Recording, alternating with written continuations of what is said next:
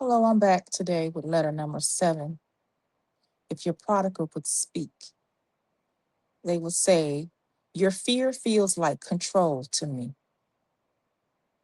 So we're going to begin the same way we did the last time with a breath. Inhale slowly. Now exhale gently.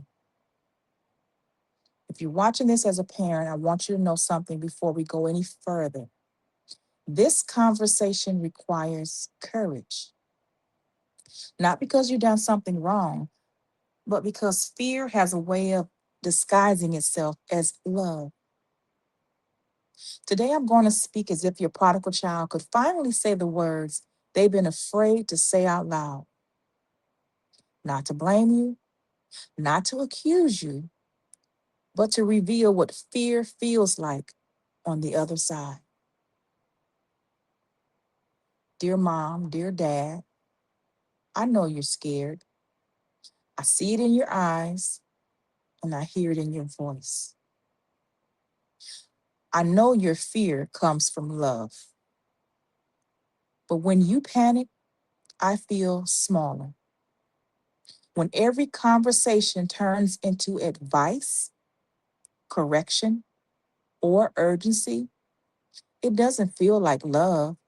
It feels like I'm failing again. I already know I'm not where I should be. When you send scripture like warnings, when every question sounds like an interrogation, it feels like I'm being managed, not trusted. I don't need you to fix me. I need space to think, even when I think wrong. Your fear makes me feel like there's no room to breathe. And when I can't breathe, I pull away. So let's pause here for just a moment. If your chest feels tight and heavy right now, that matters. Ask yourself gently, what am I most afraid will happen if I stop trying to control this? Let the answer rise without judging it. So I'm speaking to you, parents. Listen carefully. Fear is understandable. What you fear most is what you will try the hardest to control. Scripture says in 2 Timothy 1 and 7, God has not given us a spirit of fear, but of power, love, and a sound mind. So when fear leaves, love feels heavy and power turns into pressure.